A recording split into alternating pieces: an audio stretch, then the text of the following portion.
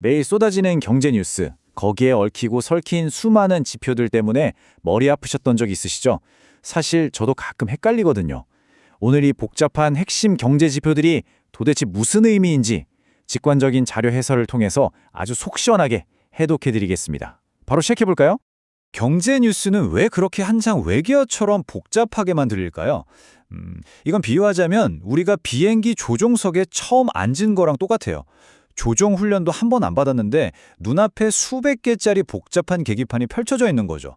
막 알 수 없는 불빛은 깜빡이고 PPA니 CPI니 M2니 약어들은 넘쳐나고요. 하지만 걱정하실 필요 전혀 없습니다. 오늘 이 복잡한 계기판들을 우리가 매일 타고 다니는 자동차 대시보드라고 생각하고 아주 쉽게 하나하나 짚어볼 거니까요.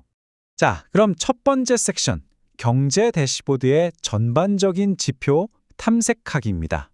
이어서 두 번째 섹션, 가격표 추적하기인데요. 경제가 얼마나 뜨겁게 돌아가고 있는지 그 온도를 재는 이른바 온도계 지표들을 확인해 보겠습니다. 우리가 제일 먼저 봐야 할 온도계는 바로 두 가지 핵심 물가지표입니다.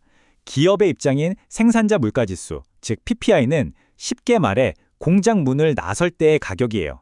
물건 만드는데 돈이 얼마나 드니하죠. 공장에서 물건값이 오르면요, 당연히 시간차를 두고 우리가 가는 마트의 물건값도 오르잖아요. 그래서 PPI가 미래 물가를 예측하는 훌륭한 선행지표가 되는 겁니다. 반대로 소비자 물가지수, CPI는 우리의 지갑이랑 직결됩니다. 우리가 마트에서 카트 끌면서 직접 체감하는 그 영수증 물가, 최종 비용을 의미하는 거죠. 근데 가만 보면 날씨가 너무 안 좋아서 밥상 물가가 뛰거나 국제 정세 때문에 기름값이 널뛰게 할 때가 있잖아요. 경제학자들은 이런 일시적인 노이즈를 싹 걷어내고 싶어 합니다. 경제의 진짜 기초 체온이 어떤지 보려고 근원 PPI, 즉 코어 물가를 따로 챙겨보는 거예요. 변덕이 심한 항목들을 빼버려야 진짜 경제의 밑바탕 흐름이 선명하게 보이거든요. 자, 여기서 경제학자들, 특히 미국 연준이 진짜 좋아하는 1급 비밀 같은 지표 하나 알려드릴게요. 바로 개인 소비 지출, PCE입니다. 왜 이걸 제일 선호하느냐? CPI는 사람들이 정해진 물건만 계속 산다고 가정하는데 사실 우리 현실은 안 그렇잖아요. 소고기 값이 너무 비싸지면 자연스럽게 더 저렴한 닭고기를 사 먹게 되죠. PCE는 물가가 오를 때 소비자들이 이렇게 똑똑하게 대체품을 찾는 행동 변화, 즉 대체 효과까지 싹 다 계산해내는 아주 궁극의 물가 지표입니다. 세 번째 섹션, 성장과 고용 상태입니다. 자동차로 치면 현재 달리는 속도계와 엔진 상태를 점검하는 거죠. 실업률과 GDP, 이 두 개는 그냥 한 세트로 묶어서 보시면 편합니다. 실업률은 일하고 싶은데 직장이 없는 분들의 비율이잖아요.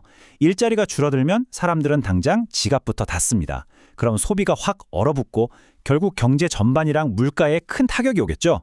반대로 GDP는 우리 국가 경제가 1년 동안 얼마나 잘 컸나 보여주는 종합 성적표입니다. 그러니까 고용이라는 엔진이 아주 원활하게 돌아가야만 이 GDP라는 성적표에도 긍정적인 수치가 찍히는 겁니다. 네 번째 섹션, 통화량 측정입니다. 경제라는 거대한 차를 움직이게 하는 연료 탱크, 즉 시중에 풀린 돈은 살펴볼 차례입니다. 경제를 굴리는 핵심 연료 게이지는 크게 두 개예요. 첫째, M2 통화 공급. 이건 그냥 지금 당장 사람들이 꺼내 쓸 수 있는 현금과 예금, 즉 시장에 찰랑찰랑하게 차오른 액체 상태의 유동성이라고 생각하시면 됩니다. 이 연료가 너무 꽉 차면 물가가 폭발하고 마르면 엔진이 서겠죠.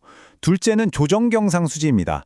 수출입 같은 국가 간 거래를 싹 더한 건데 이 무적 흐름이 결국 우리 돈의 파워, 즉 연료의 품질을 결정짓는 엄청나게 중요한 역할을 합니다. 마지막 다섯 번째 섹션, 금리라는 브레이크입니다. 과열된 기계를 어떻게 멈춰 세우는지 보시죠. 시장에 돈이라는 연료가 너무 많이 들어가서 물가라는 온도가 펄펄 끓어오른다? 그럼 중앙은행은 제일 강력한 메인 브레이크, 바로 금리를 밟아버립니다. 금리를 올리는 진짜 목적은 아주 심플해요. 물가 상승 억제. 대출이자를 비싸게 만들어서 기업과 사람들이 돈을 덜 빌리고 덜 쓰게 만드는 거죠. 뼈아픈 과정이긴 한데 시중에 풀린 돈을 쪽 빨아들여서 인플레이션을 잡으려면 어쩔 수 없이 거쳐야 하는 필수적인 기계적 조치입니다. 6에서 24. 여러분, 이 숫자가 뜻하는 게 대체 뭘까요? 중앙은행이 금리라는 브레이크를 콱 밟았다고 해서 당장 내일부터 물가가 뚝 떨어질까요? 절대 아닙니다. 현실에서는 무려 6개월에서 길게는 24개월이나 걸리는 아주 길고 변덕스러운 시차가 존재하거든요. 금리 인상의 효과는 이렇게 철저하게 단계별로 나타납니다. 금리를 올리면 먼저 수요가 확 줄고 그 다음 시중에 도는 돈, 즉 통화량이 쪼그라들고 그러고 나서야 마침내 수개월에서 2년 뒤에 물가가 떨어지기 시작합니다. 국가 경제라는 건 쌕쌕거리는 가벼운 스포츠카가 아니에요. 수십만 톤짜리 짐을 실은 거대한 화물선입니다. 선장이 오늘 브레이크를 힘껏 당겨도 그 엄청난 관성 때문에 배가 완전히 멈출 때까지는 까마득한 시간이 걸리는 원리와 똑같은 이치죠. 자, 그럼 마지막으로 여러분께 아주 도발적인 질문 하나 던져보겠습니다. 금리가 시장에 제대로 효과를 내는데 최대 2년이나 걸린다면 지금 우리가 겪고 있는 이 경제의 고통은 당장 오늘의 상황 때문일까요? 아니면 1, 2년 전에 이미 밟아둔 엑셀과 브레이크의 결과물일까요?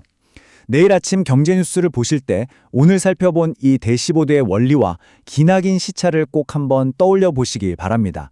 지금까지 복잡한 경제 지표들의 숨은 맥락을 명쾌하게 짚어드린 해설 시간이었습니다.